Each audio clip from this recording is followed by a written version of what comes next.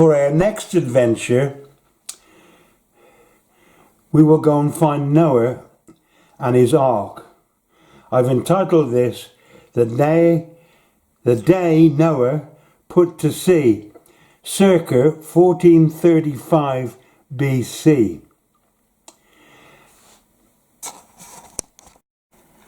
Now, holidays for some is all about fine restaurants, beaches and brownies, whilst my delight is seeking out great Alexander and mighty Ramesses. So a time traveller I shall be. Would you care to come with me? The lovely Gila, or Miss Joy, and I were going on holiday to seek out the great caves that once were the home, so mythology said, of the Cretan Zeus. This was an adventure into the past that actually led to another adventure of finding Noah. Now, every schoolboy knows the story of Noah and his animals that went into the ark 2 by 2, except of course the lion and the kangaroo and a few others. We were having a meal in a restaurant in Heracleum in North Crete, on the north side of Crete, and we found this restaurant, and we were having a meal, or about to have a meal, when we asked the restaurateur what he knew about the fabled mountains of Crete and Mount Dicta, where the legendary Cretan Zeus had once lived and died. He asked us, or he asked me who I was, and I told him a little lie. I said my name is Odysseus, at which he burst out laughing and said, and ordered a bottle of metaxa, that Greek brandy, and he sat down with us while we waited for our meal to discuss all the myths and myths and mysteries and legends of ancient Greece, of which of course Odysseus was one. And it was because I'd mentioned Odysseus that we got this free beverage. And so I learnt a lot, but one of the things I did learn was about Santorini. Now, I could put a map on the wall, but I'll let you, my trusty viewers, if there's anybody still there, to go and Google map it, and you'll find Crete. And just north of it, about 80 kilometres, you'll find a little island of Thera, or Santorini. It was called by 2 names. And if you zoom down onto Santorini, you will find it's a horseshoe island with the whole centre of it has been blown, well, disappeared. But in actual fact, there's a volcano in the middle. The baby is growing back again in the middle of that lagoon. And it's a vast lagoon. And of course, Santorini, the eruption of the volcano on Santorini blasted. It was the biggest eruption the world, or the known world, had ever had. Far bigger than Krakatoa. So, what has this got to do with Noah? Not a lot at this stage, except we go to Agratea in our day trip there. We go to Agratea, and this was completely covered in ash. It's been recently discovered, and it's a whole city has been completely covered in ash. And the interesting thing was, there were no dead bodies, no dead cats, no dead horses, no dead dogs. It had been evacuated before the eruption had happened. The people had made a run for it, I presume, to Crete. because this was the whole empire of the Minoan civilization. And before I go any further, the Minoan civilization, we don't know what the name of the people were that were these people. It was Evans, Sir Arthur Evans, who gave it the name Minoans. What we do know is they traded with Egypt, and they were called by the Egyptians the Keftu, sorry. So there we were going on a boat to Santorini.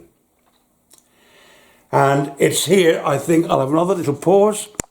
And so we visited this site at Agadir, and we came across this painting. This is my painting, by the way.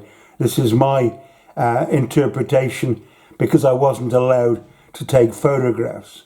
So I took this, or did a sketch, and then I came back and made this painting of what I can remember I'd seen. And if you notice, there's a bird. There's a perch, another perch, and a bird, and something rather peculiar on the end.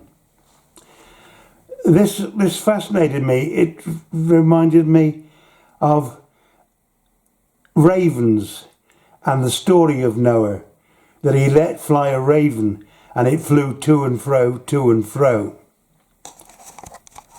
I was later to acquire the original one off the internet, and here it is. And if I can zoom in onto that little birdie, you can see him there. And that cage on the front, I think, is a bird cage. Why should we have a bird on a perch in front of a boat? And why a bird cage? In fact, why should Noah want to fly? Let fly a raven that flew to and fro, to and fro. And likewise, people forget this wonderful story, probably the oldest story in the world, of Noah and his ark. There were two floods. There was one where he let fly the raven and the waters of the world abated, went down. And the other one was the flood is back up again, and he lets fly a dove. And the dove comes back with a message of an olive leaf between its beak, denoting peace. Well, that one doesn't work very well. It's the dove can't fly back to a ship, because the ship is bobbing around all over the place. But you can let a dove fly from a ship to a place with a message of peace. So that got me thinking about Noah, a completely different story than that of the Cretan Zeus, which I'll come back to in another story, because the two of them will marry up. We read that Noah God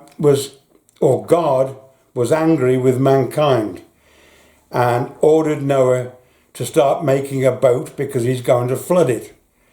Flood the world. And so we read in the Bible, in Genesis, in those days there were giants in the earth, and the sons of man, of God, mighty men of renown, came and took the daughters of man and made them their wives. It's this last remark that I think wasn't upsetting God, was upsetting Adam. God, not Adam. Noah.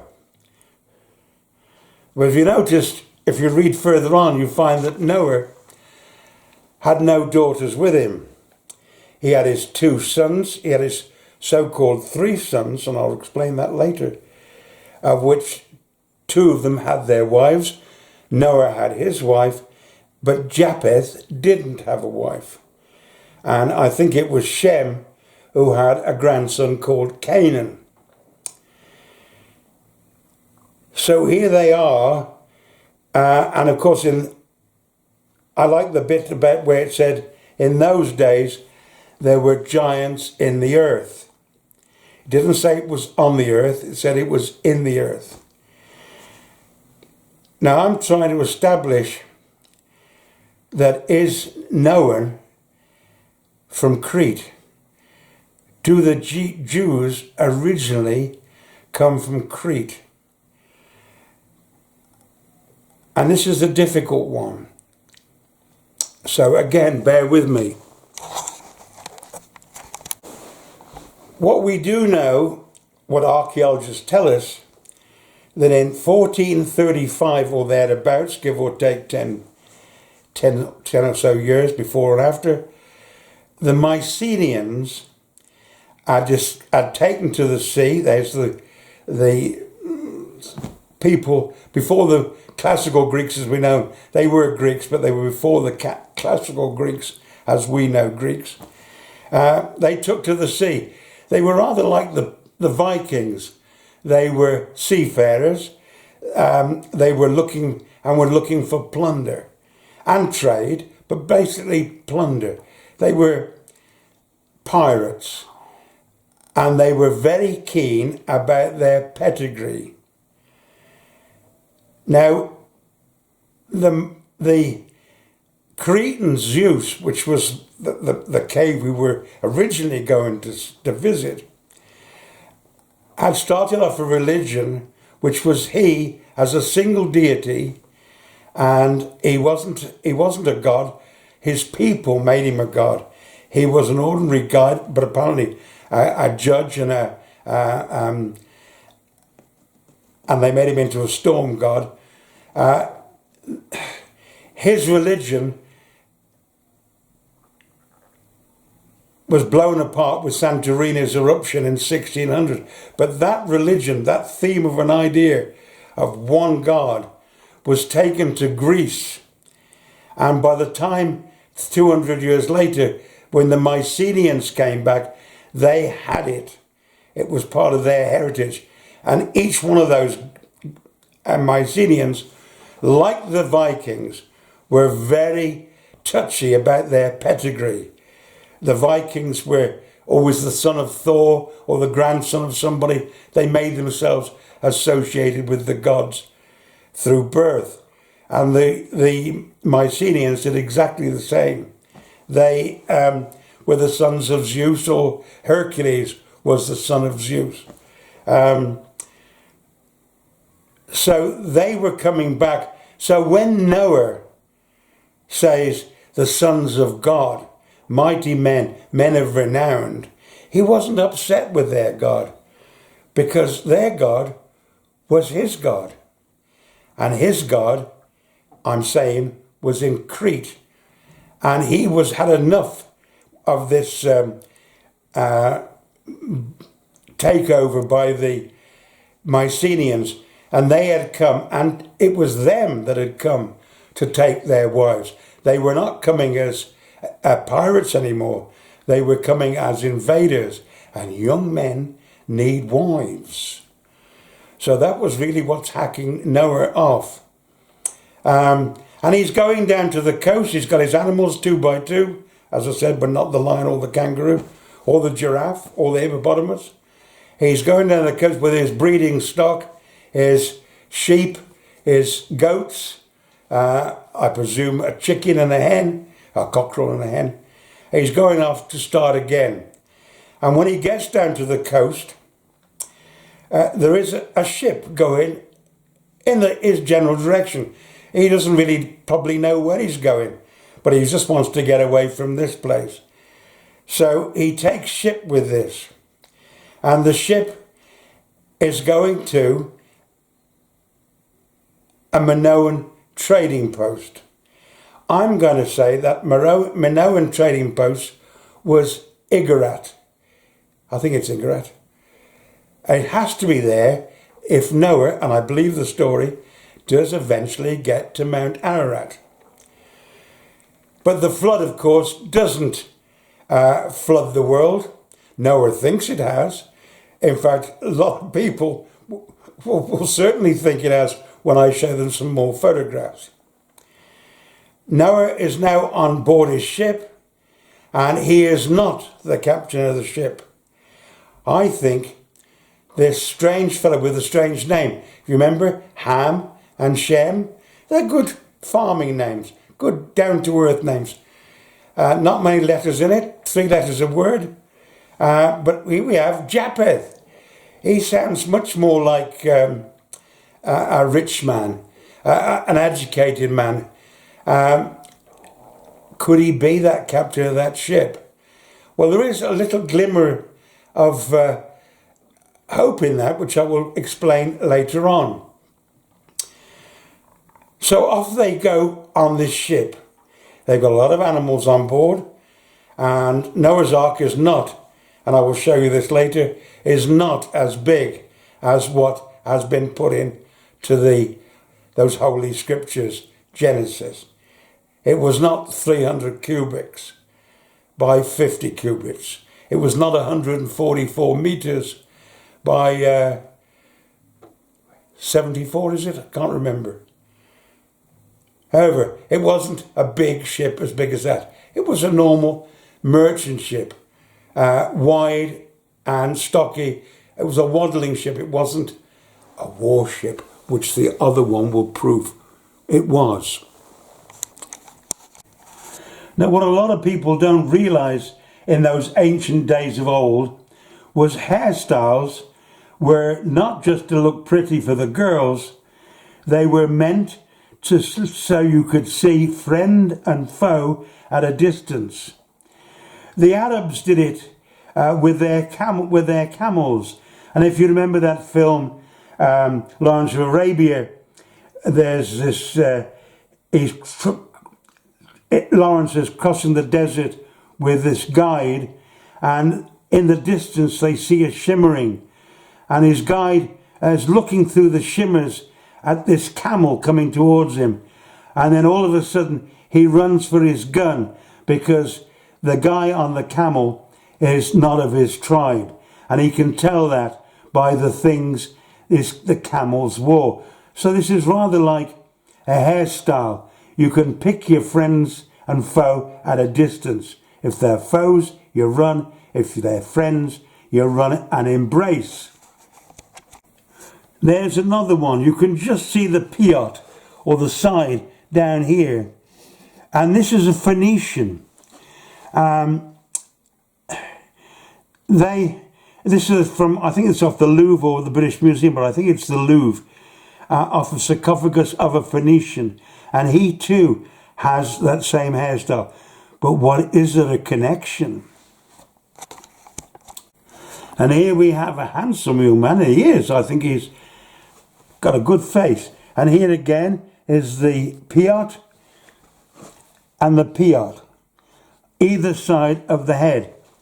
Now, I don't know if Noah had those hairstyles, but somebody has brought it with them from time began, because the Jews, or the Sephardic Jews, that's the ones that won't break with tradition, have been wearing those side locks long before the Romans got to Jerusalem. They were certainly wearing them when the Assyrians took them into captivity in 700 BC.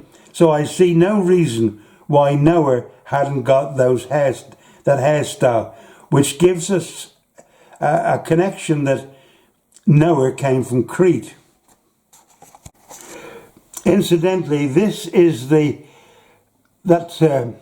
vast lagoon, if you like, of Santorini. The sheer cliffs. There's no beaches in Santorini. The sheer cliffs, and over in the distance there, you can see the other side. That was the volcano. That was the hole in the ground that the volcano blew out, and you can look up Santorini's eruption of 1600 or thereabouts on your internet. Something for you to do while we're waiting for this coronavirus to dissipate and we can come out of our homes. And down below you can see a cruise ship all the way from the USA bringing tourists here, and they have to go up a cable car to get to the restaurants on the top. And it was that volcano that caused the demise of the Minoan civilization, making it go into a second-class country and Noah wanting to leave. There is a further indication that the Jews came from Crete. I'll read you what Tacitus, a Roman historian of the 1st century, said when Rome was attacking Jerusalem because the Jews had revolted and they were going to devastate and destroy Jerusalem. He says, "As I am now to record the death agony of a famous city, Jerusalem, it seems appropriate to inform the reader of its origins. The Jews are said to have been refugees from the islands.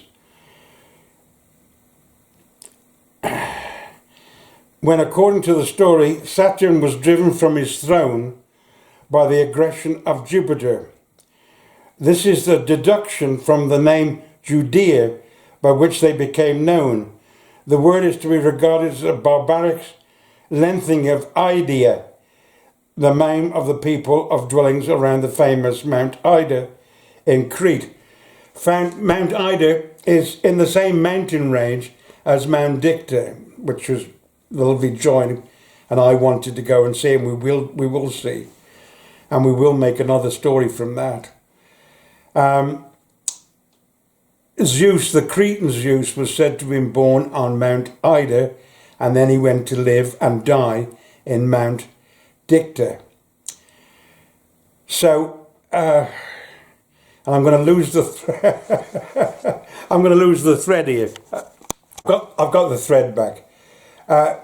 Tacitus, of course, was a Roman, and I believe, and scholars are beginning to believe it, I'm told, according from a professor I met at Reading University, that Tacitus did have contact with a guy called Josephus Flavius.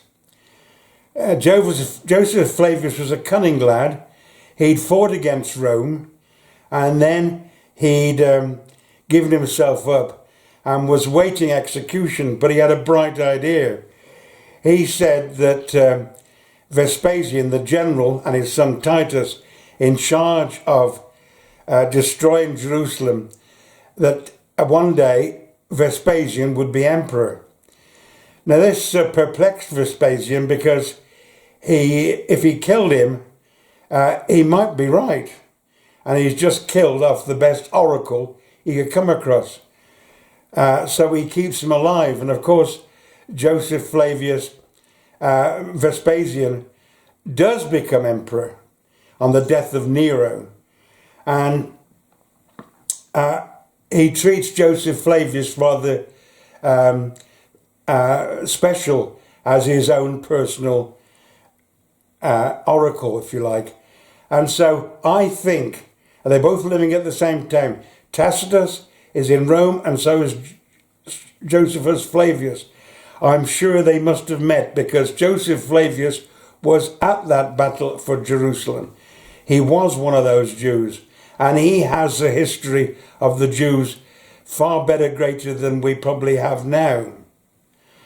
So the next thing is Noah is taking ship, and I will show you a map on why I think he took this way. If he wants to get to Mount Ararat, he's got to go that way. And he's got to see a flood that will convince him that the whole world is covered in water. So bear with me while I take you to the next shot. Here we have Crete.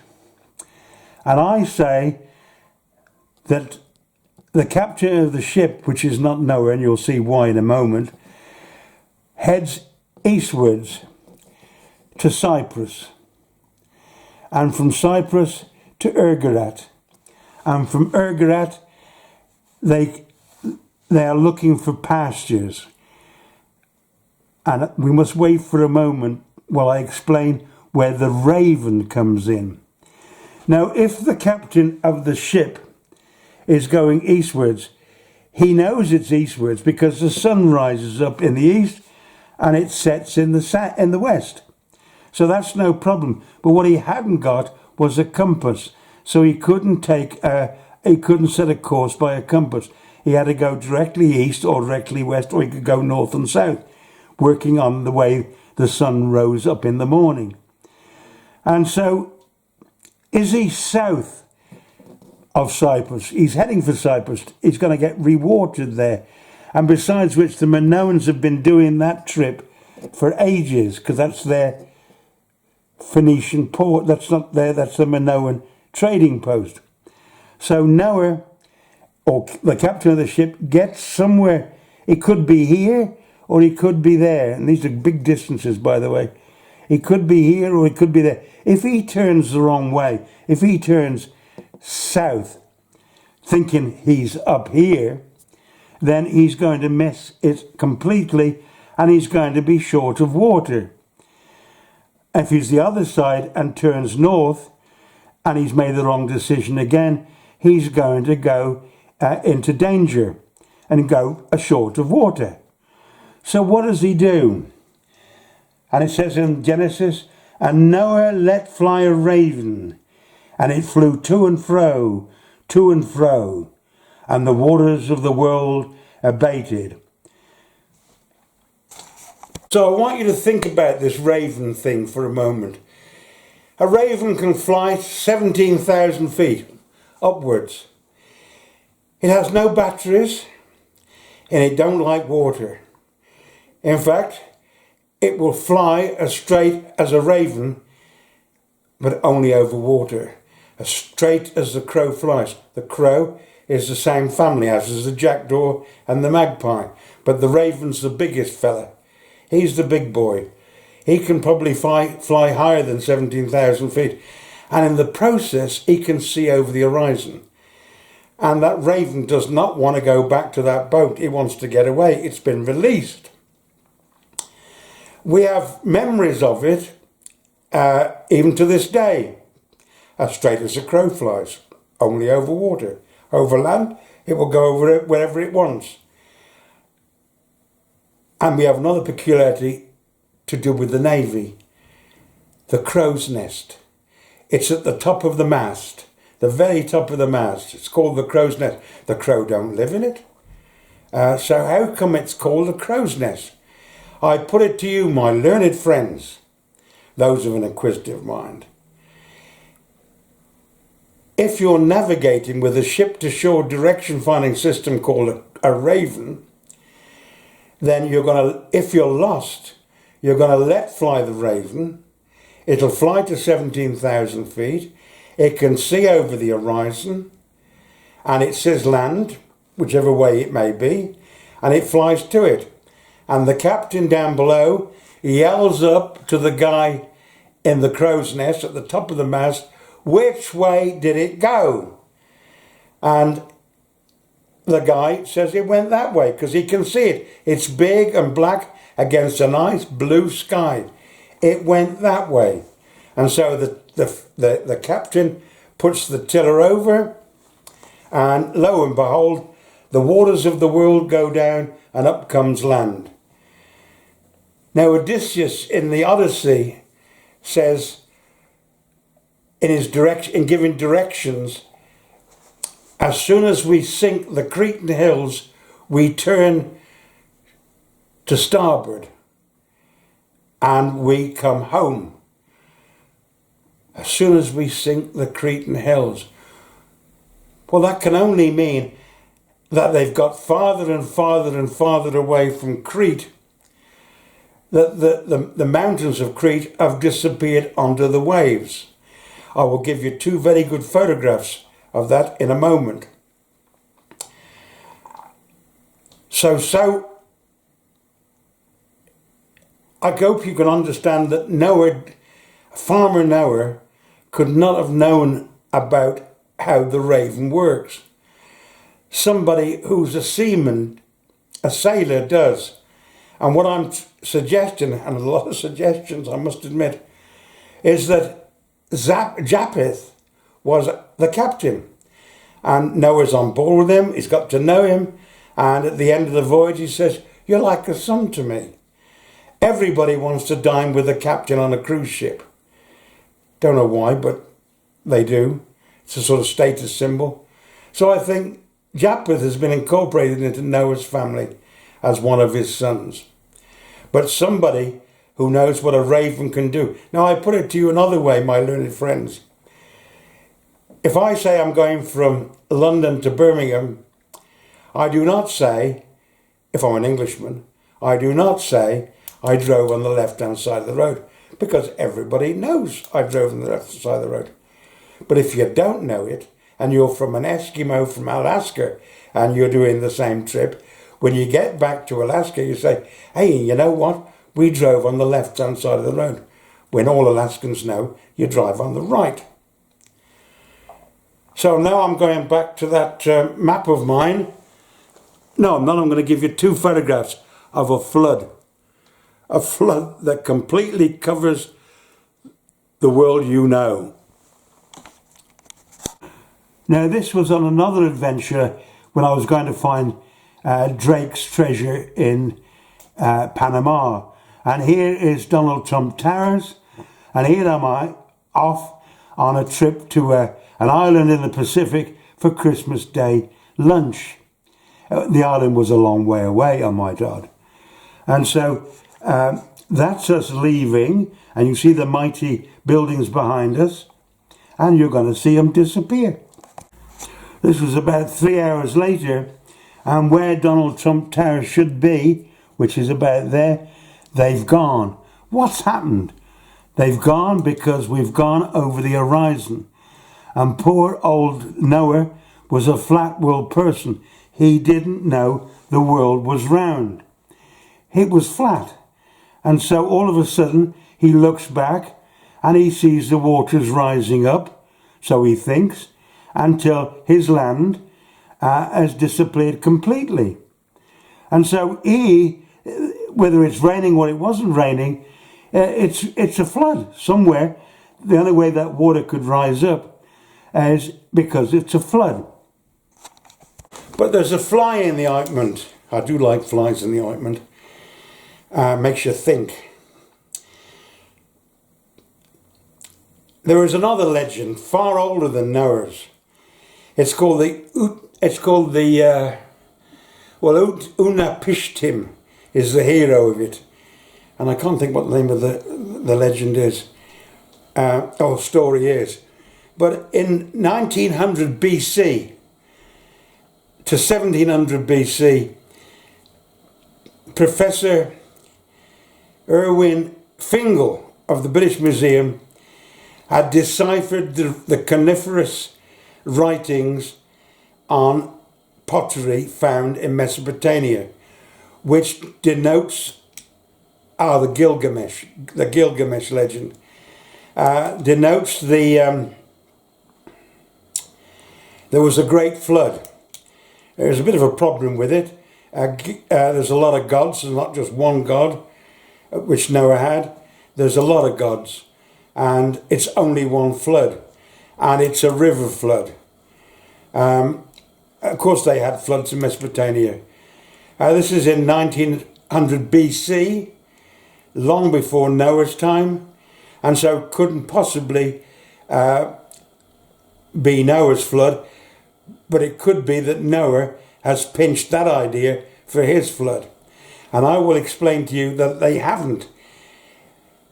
What Professor Irwin didn't realise, and he's a bright guy to read those that writing, he's got to be very intelligent. I take my hat off to him. In the first legend, which was first excavated, dated about 1900 to 1700 BC, there is no mention of a raven or a dove. But later on, about 700 BC, the legend is told again, but now we have in it a raven and a dove. Now I want you to imagine that Noah has taken this story, it's a good seller. And one thing about what they're going to do is they're going to need something to sell besides waiting for their baby lambs and baby goats to be born. And so they're going to be storytellers. And so they tell this story. It's a good story. Even today it's a good story. And it's got to be, at least 3,000 years old. It's a good story of Noah and his ark and the animals 2 by 2.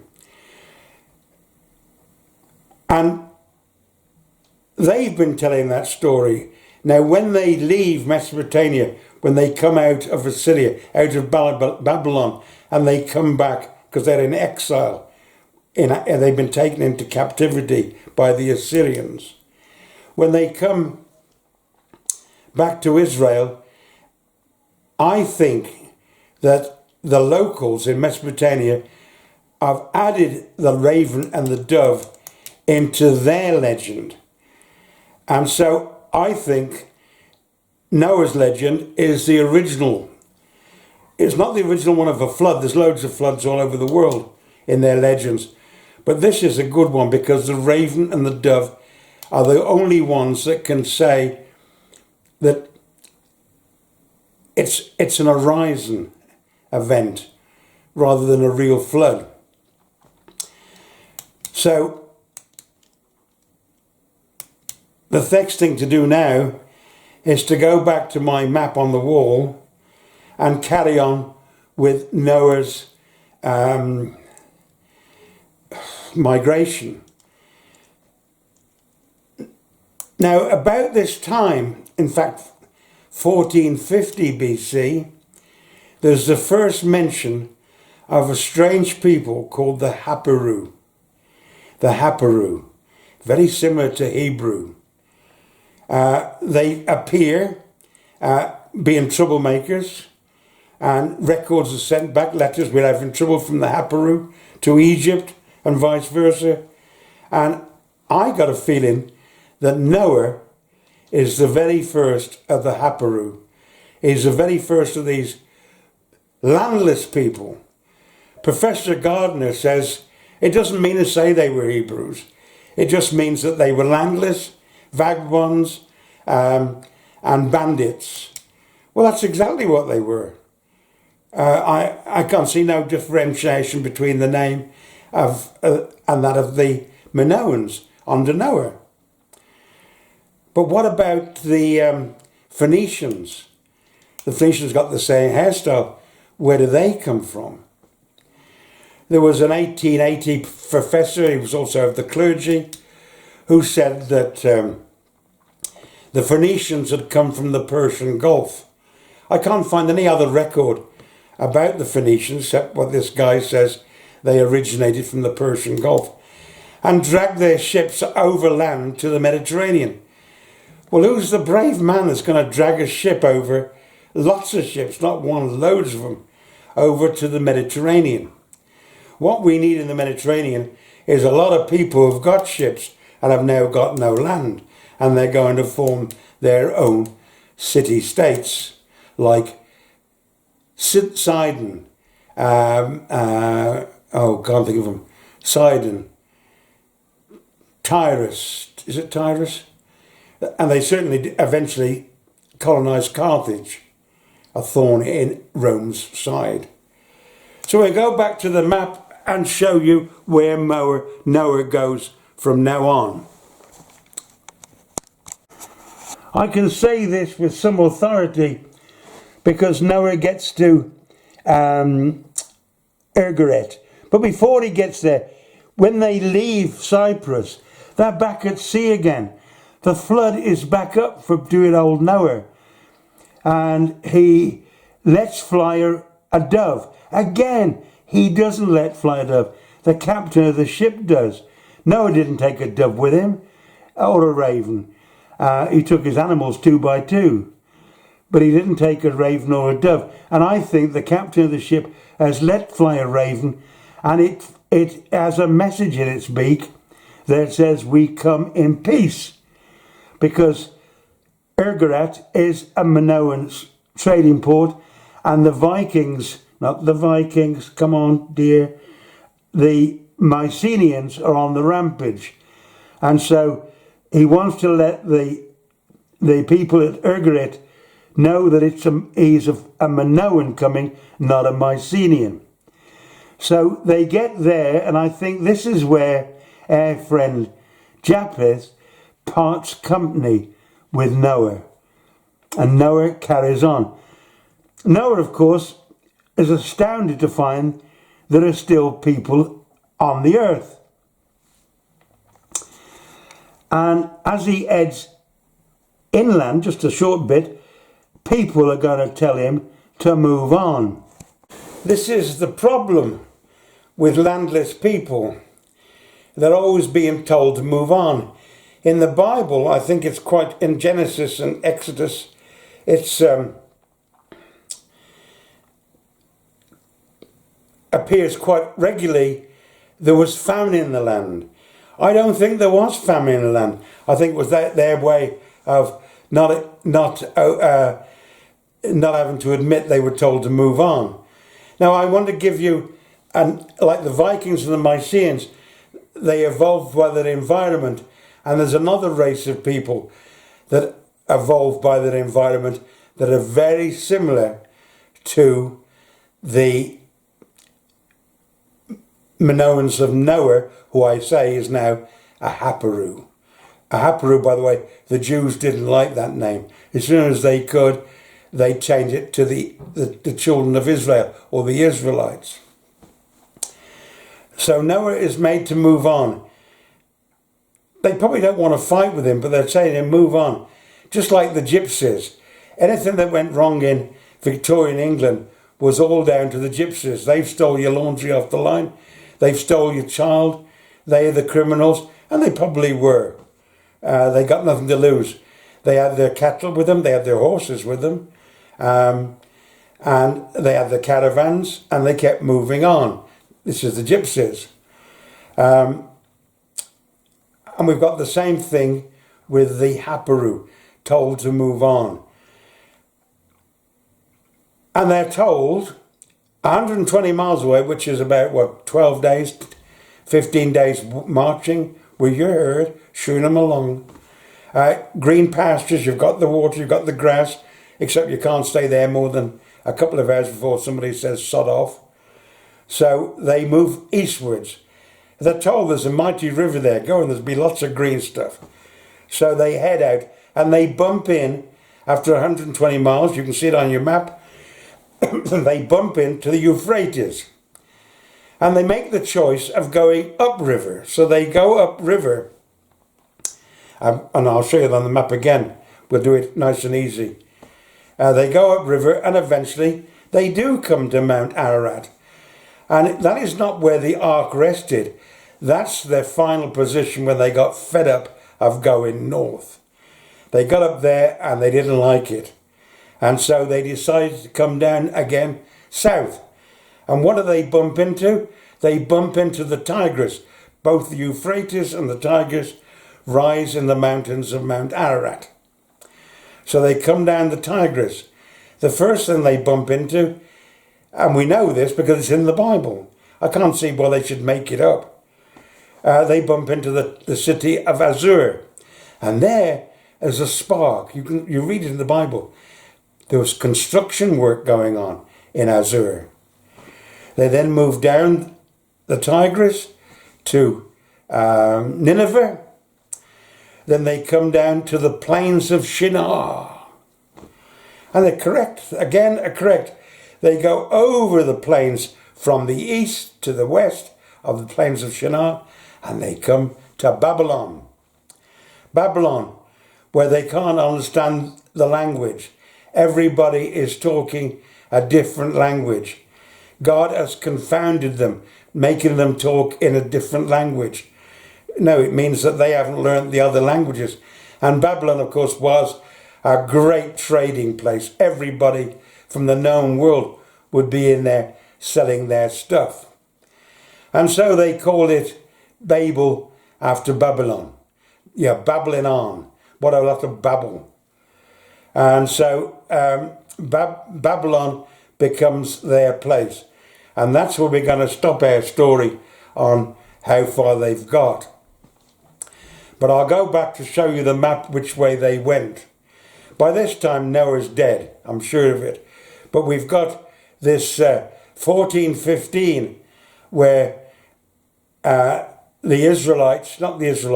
Haparu seem to be moving in to Canaan, and then they seem to be moving out in 1410. More records, more letters.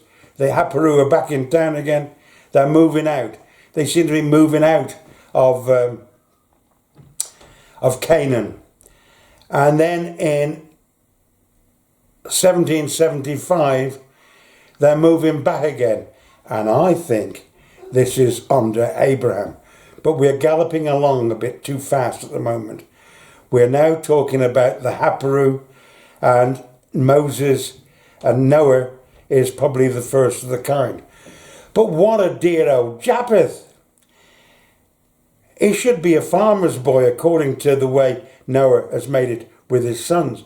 He should be a farmer's boy. But we have a legend, and you can go and read it. It's in the Israeli tourist board booklet on Jaffa. Jaffa is where you get your oranges from. And it says here, and I can't expand that. I've tried everywhere to try and expand it. There's a legend that Jaffa was founded by Japheth. I can't go any better than that. But one thing I can say is it's a very early Phoenician port. And I think that Noah has become the founding father of the Haparu, and Japheth has been the founding father of the Phoenicians. And yeah, they will stay in contact. You can see there's a connection much later on during Moses' time. So a last little look at their map of the Mediterranean. Yes, here's Mount Ararat. There's the Tigris, the Euphrates going up, starting the sources in the mountains of Mount Ararat. And then you come down, and you come to Azur, Nineveh, and you cross over the plains of Shinar to Babylon. Just as it says in the Bible. It's extremely accurate. That is not a myth. I've got these professors, Finkelstein, Israeli Finkelstein and Eric Klein, saying Genesis and Exodus are myths picked together as the Israelites travel the world. But now I think we can turn around and say the Jews, a nation they have never found where they came from Crete. And there's a footnote I want to add to this. In looking for Moses, the Bible said the Israelites were in Egypt 480 years before the Jews built their great temple in Jerusalem, the temple of David, in 950. But if you add 480 onto 950, it doesn't add up to anything the Jews were doing in Israel. It doesn't match up with the pharaohs or anybody. And scholars are very skeptical of it. I'm not skeptical. I know what that 480 is before. It's not the exodus of the Jews out of Egypt. It's the exodus of Noah from Crete. 480 years plus 950 gives you 1430 BC. And I asked them to go and look at it again. Yes, there's an error in the Bible. There's quite a few errors in the Bible. There's things that have been added in, like the dimensions of Noah's Ark, which is another story I will tell you. Now, I'm very sorry I couldn't offer you a cup of tea or a sweetie or even a sandwich. But we're locked in this together, and I hope I've brought you a bit of entertainment on these, I'm told, 3 more months of this. So I hope I've brought somebody a bit of entertainment, and I wish you another day. I'll change my shirt tomorrow and me pinkies, me trousers, and we'll have another adventure into the past. So come with me, we'll all go see. Now I wasn't always old. I was young once and fast in memory. Now I'm getting flaky and have to remember. And I've just remembered 3 things that I forgot from this Noah's Ark, not what you thought it was. It says in Genesis, in those days, there were giants in the earth. I like the word in the earth, not on the earth. That's so precise. They were so precise. There's 2 or 3 things in the Bible, in Genesis and Exodus, where they are precise with one word. There were giants in the earth. Now, when Sir Arthur Evans was out there digging for the Minoans, he made lots of comments that you could hear earthquakes within the earth, the rumblings, like he said, like raging bulls. And so, obviously, with Santorini being just 80 kilometres north of whatever it's called, Crete, you're going to get volcanic or earthquake conditions in the earth. So that gives, again, there were giants in the earth. It was in earthquake country.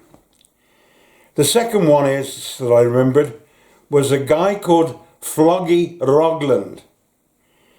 He was a Viking, and he was on the storm-tossed Atlantic, and he was lost. So he let fly a raven, and he lost it.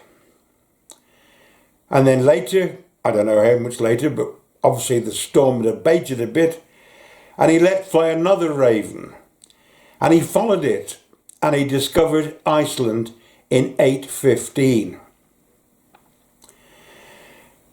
So that brings you back to another bit of thinking. We have the ravens at the Tower of London. They've been there since anybody can remember, before Henry VIII. And the legend is, if they ever fly away, England is had it, the end of England. But I thought about these ravens. There's only one thing you can use a raven for. They're very intelligent.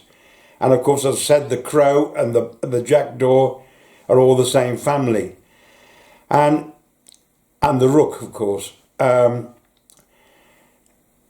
wonder, well, we know that the Romans built Londinium. They built London.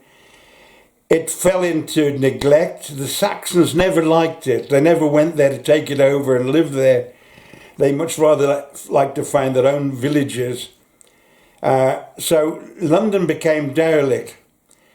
But the Vikings weren't too bothered about it. They'd just taken York and were living happily in York.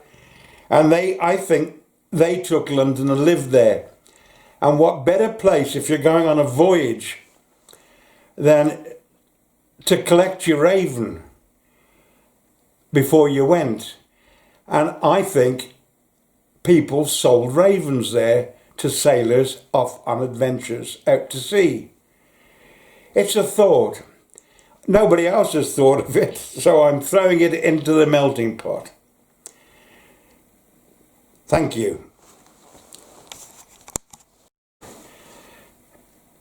I hope you've enjoyed my adventures, and I thought probably this is the time I could introduce myself without blowing my own trumpet. So allow me to, if you will, because on the parish of Kidderminster in the county of Worcestershire, on the 1st of 1 o'clock in the morning, on the 26th of March 1935, a beautiful boy was born. It was me. It was 1 o'clock in the morning when my mother was about to give up ghost, having trouble giving birth to me. The doctor arrived with these peculiar instruments called forceps, and he grabbed me by my head and dragged me from that world into this.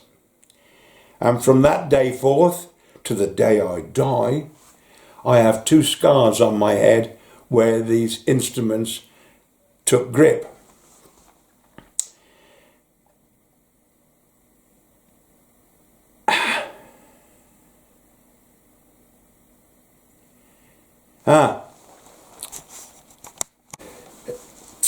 My gentle viewers, lend me your ears, because I think it's time I introduce myself. It was in the parish of Kidderminster. I think it was 23 St John's Street, up near the old hospital, in the county of Worcestershire, at 1 o'clock in the morning on the 26th of March, 1935, that a beautiful boy was born. It was me. Doris, my mother, my dear mother, was having problems. And the doctor arrived with some weird looking instrument, which I was told were forceps, and grabbed me by my head and yanked me from that world into this. And from that day forth, I had, from the day I was born, and certainly to the day I die, I've got 2 nice scars on the side of my head.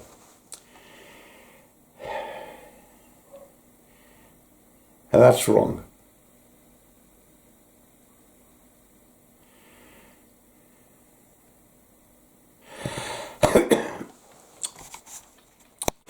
Ladies and gentlemen, my gentle viewers, I hope I've been entertaining you. May I take this opportunity of introducing myself, and I don't wish to blow my own trumpet. But in the parish of Kidderminster, in the county of Worcestershire, and I think the address was 23 St John's Street, Kidderminster, at 1 o'clock in the morning on the 26th of March 1935, in the reign of our sovereign king and King Emperor George VI, a beautiful boy was born. It was I. My mother, dear Doris, was having problems, and they'd called the doctor in, who'd arrived with a strange instrument called forceps, and he went to work on dear old Doris, and I was yanked from this world, or from that world, into this. And from that day forth, I ended up with 2 scars on the left and right side of my cheek, which will last me from the day I was born to the day I die. I was educated at Seabright School, Wolveley, between 1946 to 1952. I was considered to be good at skipping, they said. Very good at skipping. He skipped everything, until I was introduced to history, mathematics and geography.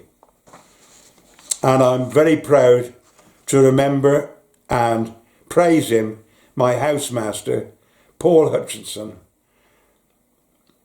who gave me that spark that made me want to learn. And you need this in schools. You need that guy to give you that spark. And if you're right, it's the right spark, you're off.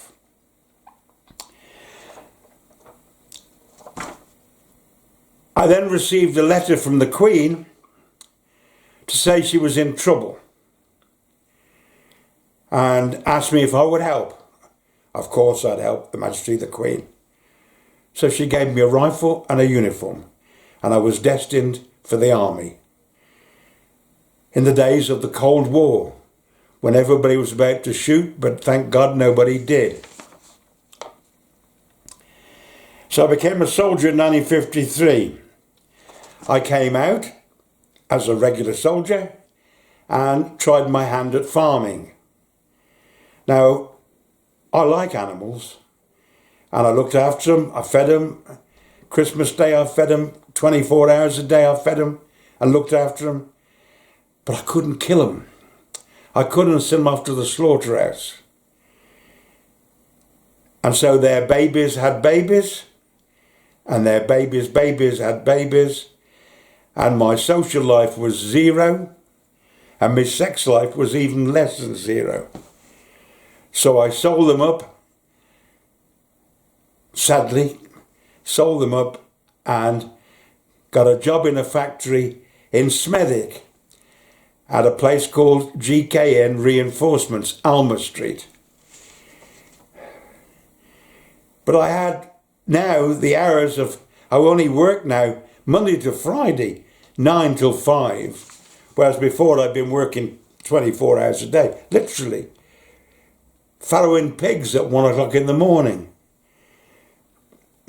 At milk farms at 5 o'clock in the morning. So I'd become an engineer at Chance Technical College.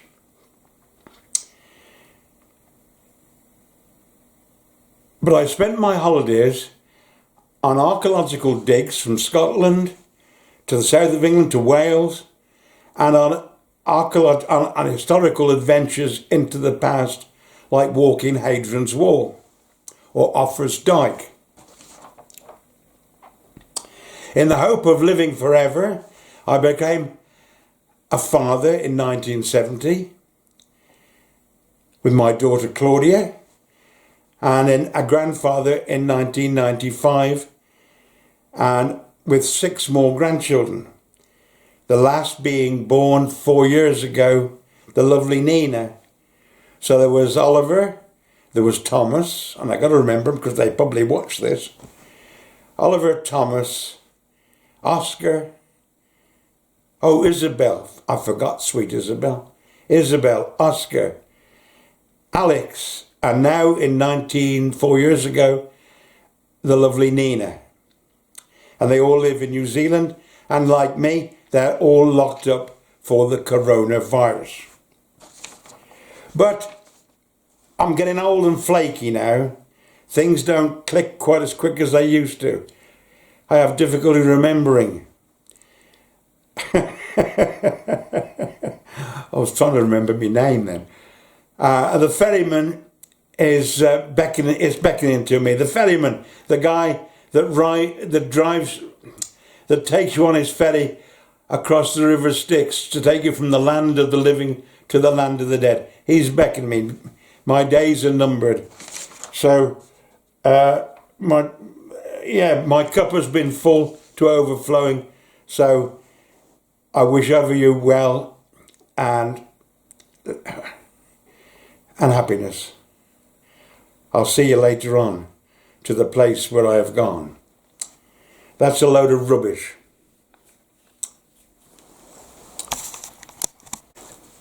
Ladies and gentlemen, my viewers, lend me your ears, because I think it's time I introduce myself. I was born in the parish of Wolverley. No, I wasn't. I was born in the parish of Kidderminster in the county of Worcestershire. At 1 o'clock in the morning, on the 26th of March 1935, in the reign of our sovereign Lord and King Emperor George V, a beautiful boy was born. It was me. Poor old Doris, my loving mother, was having trouble. So the doctor had come in with this peculiar instrument called forceps, and with a yank and a pull, I came from that world into this and got lumbered with 2 scars, left and right, that will last me from the day I was born to the day I die. I was educated at Seabright School in Wolverley and enjoyed it. It was a boarding school. I was considered good at skipping. I skipped everything, they said. until I was introduced to history, mathematics and geography by a famous guy, Paul Hutchison, my housemaster. He was the one with the spark that could light the light in my head.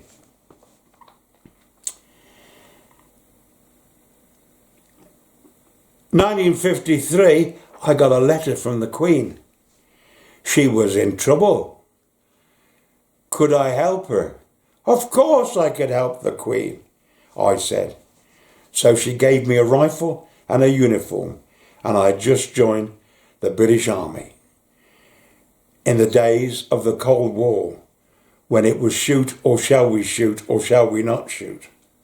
So I spent 3 glorious years roaming around Germany, looking at Mother Russia, and Mother Russia looking at me. I entered the army and became a farmer. I liked animals and still do. And so, as a farmer, I was a bad one. Because although I looked after the animals, I couldn't kill them. So their babies had babies, and their babies had more babies. And my social life was 0. And my sex life was even less than 0. So I sold them up and got a job in industry in a factory in Alma Street, Smethwick, GKN Reinforcements, if I remember rightly. I progressed with that and went to college. I did night school, and it was a doddle. I'm now working 9 till 5 Monday to Friday, whereas before I've been working 7 days a week and every hour of it. In the hope of living, oh no, don't let's jump it. I liked archaeology, I liked history. I was introduced to it in Kidderminster, actually dug on the old castle at Castle Road by the old fire station. I dug up in Scotland, in Wales, and I liked historical holidays, like marching along Hadrian's Wall or Offa's Dyke. What have I said? So that's how I got into history, and that's how you get in these stories. In the hope of living forever, I became a grandfather in 1970. My daughter Claudia, a beautiful girl, I'm very pleased with her. And then in 1995, I became a grandfather with Oliver first, followed by Thomas, followed by the lovely Isabel, and followed by Alex, and followed by Oscar, then Alex, then little Nina about 4 years ago. Unfortunately for me, they all live in New Zealand and they're all having a lockdown just like I am. But they're a long way away, so it can be a bit lonely over here. But now, getting flaky and getting old, and I wasn't always old, I feel the ferryman is beckoning me. He's beckoning me to come on board his ferry.